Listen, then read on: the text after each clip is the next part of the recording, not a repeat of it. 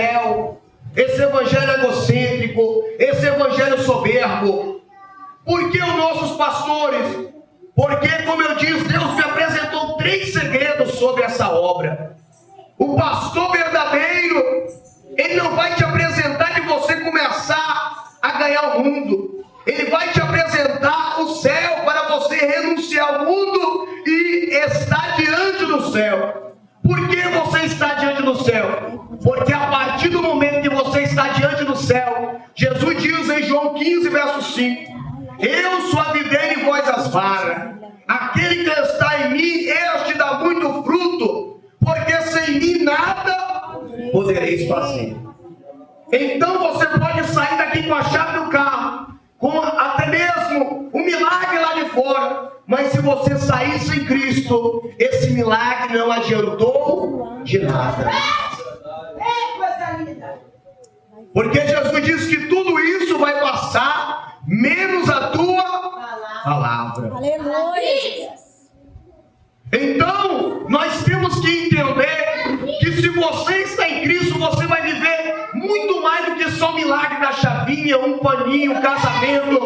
Porque a Bíblia diz em João 15, 7: se vós estiver em mim, as minhas palavras estiverem em vós, pedirei tudo o que quiser e vos será feito. Aleluia. E a Bíblia nos ensina que você, sobre a autoridade de Deus, Tiago, meu irmão de Jesus, apresenta na sua epístola em Tiago 5, 16 ao 17, que Elias era homem e assim pediu para que não houvesse chuva, e o Senhor lhe respondeu.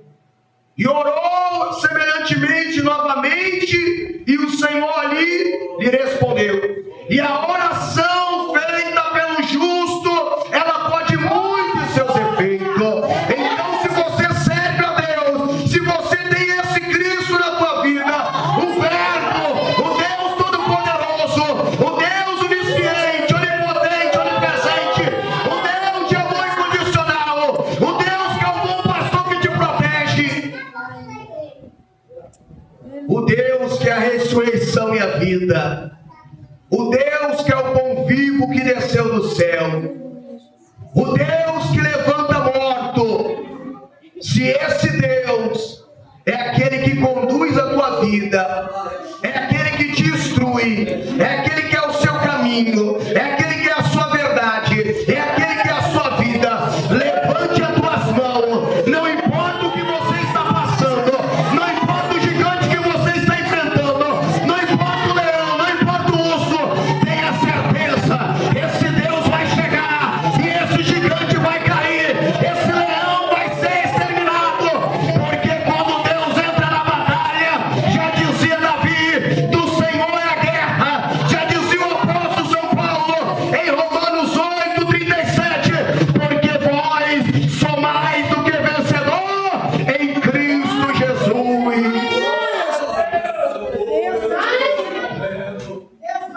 Essas ferramentas, esses atributos, só pode vivenciar aqueles que andam diante da vontade de Deus, aqueles que estão instruídos pelo Verbo, aqueles que estão indo na direção daquele que diz: se alguém quer vir após mim, negue a si mesmo e tome a cada dia a sua cruz e siga-me.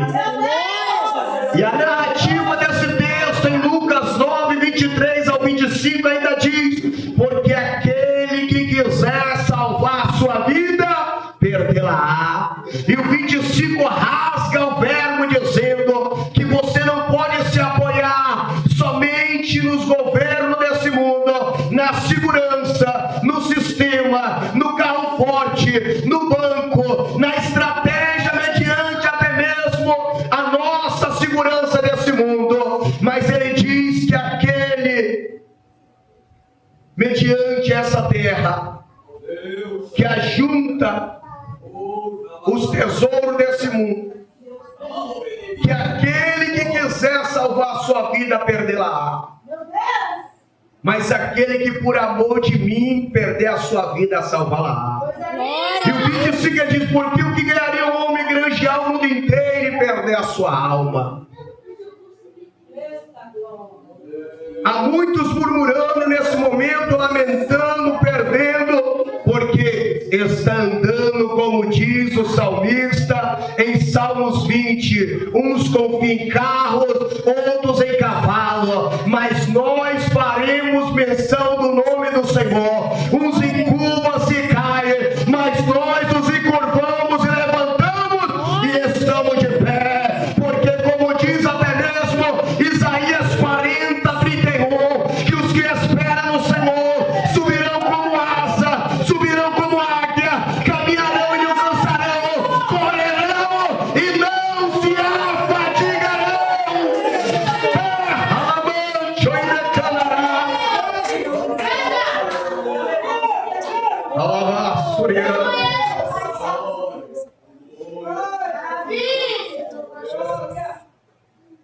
Os que esperam no Senhor, como diz em 1 Pedro 5:7, lançando sobre o Senhor toda a sua ansiedade, porque Ele tem cuidado de vós.